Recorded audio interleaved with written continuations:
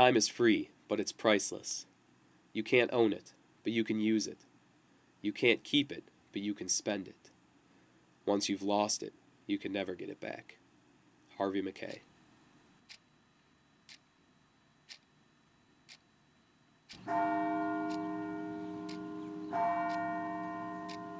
Since 1931, the Grasselli Clock Tower has stood as a visible symbol of John Carroll University as thousands of students make the daily trek to class. The 150-foot tower was not built, however, without a certain amount of history to remain with it. Extreme effort went into completing this structure, from its initial concept to preparation for its design, financing, furnishing, and maintenance. A sizable campaign for financing the university took place in the late 1920s. Many pledges were offered and collected, and the gift from the Grasselli family was among the most generous.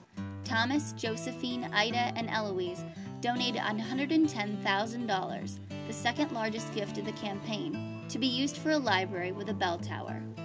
Father Benedict Rodman, president of the university and the man most instrumental in creating today's campus, suggested the library be the main part of the building as opposed to the tower. He also recommended that an illuminated clock for the tower, which would strike on the hour and half hour instead of the originally planned chimes. The Grasselli family very kindly went along with these suggestions and made the tower a memorial to their mother and the library a memorial to their father. The only reason for time is so that everything doesn't happen at once. Albert Einstein. Ground for John Carroll University was broken on the University Heights property in 1931 after years of working out so many details of a quality campus for this growing Catholic university. The Depression, however, forced a change of course for a while since funds which were previously offered became unavailable. Sadly for many, with the general economic condition of the country being uncertain, construction was suspended in January of 1932. Certain work had to be finished up to prevent potential weather damage of vulnerable parts of the incomplete buildings, and watchmen were hired to protect against vandals. It was advised, however, to complete the exterior work of the Grasselli Tower. The Carroll News reported that the completion of the tower was marked with a small group of 6 people present and none of the drama and excitement of other ceremonies related to the building of the campus, then and today. They report, however, that the occasion was important because it signified that the dreams of Carroll are becoming reality. Construction of the tower clock in 1931 was priced at $5,436. The tower clock and chime control movement, made by Seth Thomas, was equipped with an international self-regulating control, automatic wind, arranged for the Angelus chime on the hour and half-hour strike. Dials were to be of sectional iron and vitrolite glass 6 feet in diameter. The tower bells themselves also have some history.